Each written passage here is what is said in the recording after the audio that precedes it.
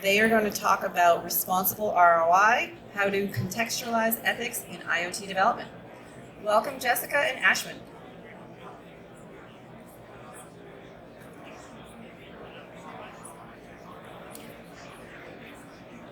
Okay, great. All right, hello and welcome. Can you all hear us okay up here? Okay. All right, welcome. Thanks for joining us this afternoon. It's a pleasure, but also an honor to be hosting this session. It's great to see a little bit more focus in this area at technology conferences.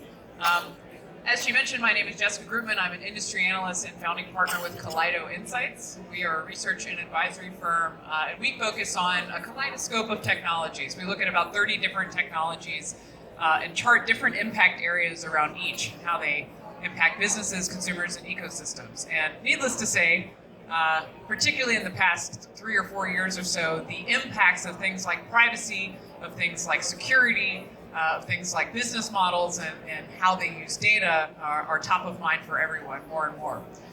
So we're going to talk about how do we think about ethics, something sort of heady, something high level, actually in the context of IoT development today. So that's our goal. I also invited my friend Ashwin here to have this discussion. So Ashwin, why don't you introduce yourself and then we'll jump in. Yeah, very quickly. So I'm glad to be on this stage with Jessica. We've done a few of these before, so this is not the first time, like she was saying. The topic of ethics is becoming much more mainstream and real, so that's very great here. Very quickly, so I'm the CEO of a small cybersecurity evangelization and training organization called Uber Knowledge.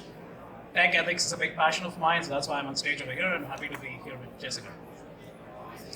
Okay, so in our work with clients, what we have really been tasked to do is to try to substantiate how do we think about ethics and some of these tricky questions when it comes to actually building technologies. How do we do this upfront instead of way later down the line once we already have a problem that we're trying to deal with? So as part of our research, we have developed a framework to think about ethics and really asking different kinds of questions throughout the technology stack. And so I thought it would be useful, we don't have that much time today, this is a huge topic, needless to say, but I thought it would be useful for us to just sort of offer some examples at every layer. There are really important ethical questions of responsible use down at the firmware level, at the infrastructural level, as we talk about data itself and its sharing and its use and stewardship.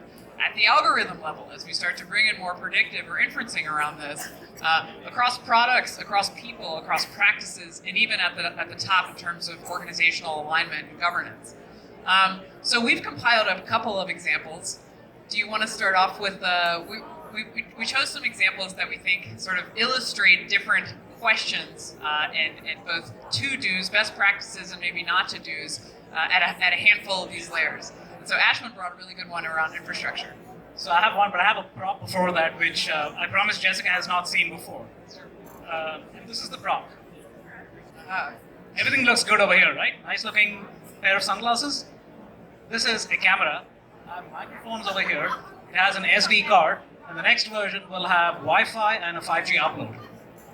For a smooth $40. Right? $40, HD spy cam, available at Fry's today. So let's talk about ethics now. So one example I want to talk about is this lady, CISO of a company called Finning International. It's a Canadian-based company, the largest dealer for Caterpillar, the heavy equipment manufacturer. Her name is Susie Smibert. And imagine her role as a CISO of an operational technology, heavy equipment rental, and dealer. She has done transformative changes in the company. One instance is she's actually brought in a psychologist.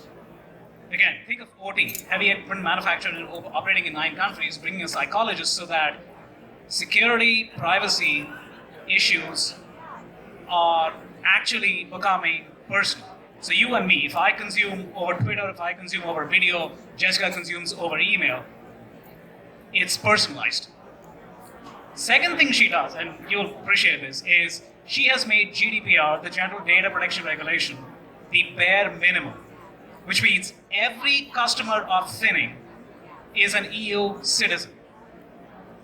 And what that does, it changes the mentality of every employee of Finning, right? So for me, those just like, nobody has any excuse on this floor or outside saying, hey, GDPR doesn't apply to us. No, it applies to you. If Susie can do it in an OD company operating in 9 countries, everybody ought to do it. And that changes the conversation almost instantly. Absolutely. And that, what's so interesting about that example too is that she made it really a personal charge to instill a mindset into employees across Canada, I think South America, all kinds of different markets. Something that is really kind of technical in nature, security of kind of big cyber systems for construction. Correct. Abstracting that up to the communications, to marketing, to HR, to talent management, localizing this for folks of different languages. It's a good example of how you kind of can think about deep in the tech stack security, but also abstracting that up and making it more accessible to employees.